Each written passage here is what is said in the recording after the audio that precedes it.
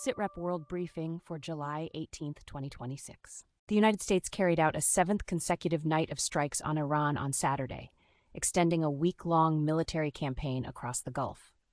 Iranian forces responded by targeting U.S.-linked sites in Kuwait, including the Ali al-Salam Air Base, while Kuwaiti authorities said a water and electricity plant was hit. Kuwait, a strategically important Gulf state that hosts U.S. military facilities and is close to Iraq and Iran, has become an exposed front in a regional contest over deterrence, basing rights, and the security of energy and civilian infrastructure. Kuwait said on Saturday that the latest strike hit a water and electricity plant one day after another similar facility was damaged, meaning the first and second reported hits occurred on Friday and Saturday, respectively. With Tehran also attacking U.S. military sites hosted by several regional states, the crisis is no longer confined to direct U.S.-Iran exchanges, but now threatens the infrastructure that supports daily life, military logistics, and the broader functioning of Gulf economies. Skyroot Aerospace launched its Vikram-1 rocket from Sriharikota, India, on Saturday, carrying out a test flight that marked a milestone for the country's private space industry. The mission was presented as the first launch of a privately developed Indian vehicle designed to reach orbit, rather than the start of regular commercial service, because the company has said full commercial flights would begin only after one or two successful demonstration missions.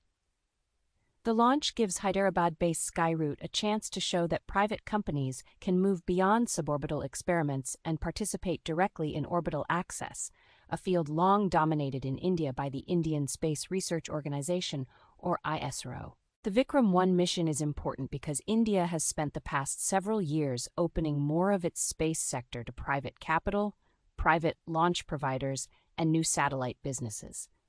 Skyroot has argued that lower-cost launch services could offer more flexible access for customers that do not want to wait for rideshare slots on larger rockets.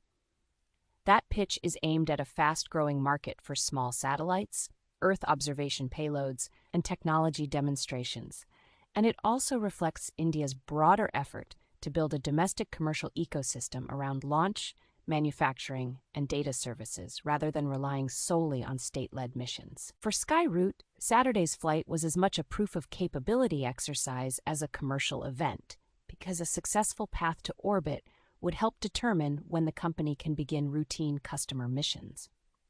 The Vikram program tests whether Indian startups can build, finance, and operate orbital-class systems at a time when governments and investors are trying to turn national space ambitions into a commercial market. If follow-on demonstrations work as planned, Skyroot would be positioned to compete for a larger share of regional and international small satellite launch demand. A magnitude 7.3 earthquake struck off the Pacific coast of Chiapas, Mexico, on July 17th, shaking southern Mexico and parts of neighboring Guatemala. The quake's epicenter was reported offshore near Chiapas at a depth of about 15 kilometers, and the tremor was strong enough to trigger a tsunami alert from the U.S. Tsunami Warning Center before authorities later lifted it. Southern Mexico sits along a seismically active zone where the Cocos Plate is subducting beneath the North American Plate, making large offshore quakes a recurring hazard for coastal communities from Chiapas to Oaxaca. The earthquake also prompted evacuations beyond Mexico's border, with residents leaving buildings in Guatemala and El Salvador as the shaking spread across the region. The U.S. Tsunami Warning Center recorded waves of about 0.3 meters, or roughly 1.1 feet, in Puerto Madero in Chiapas, a sign that the offshore rupture did generate measurable sea movement even though a broader destructive tsunami did not materialize.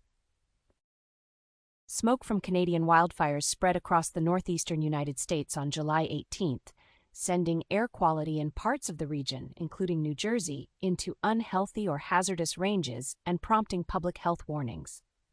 Local officials in multiple cities urged residents to stay indoors or wear masks outside, as the smoke plume drifted south from fires burning across Canada. The smoke also raised concerns around a major sporting event in New Jersey, where World Cup organizers said they were monitoring conditions ahead of the final. That put a global tournament on notice over an environmental hazard that can affect players, staff, and tens of thousands of spectators, especially when particulate pollution reaches levels considered risky for the general public.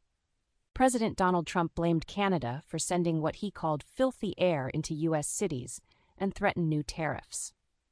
Canadian Prime Minister Mark Carney answered that the United States and Canada share responsibility for addressing climate change. Experts say climate change is making wildfire conditions worse. Sources and the full written briefing are available at sitrepbrief.com.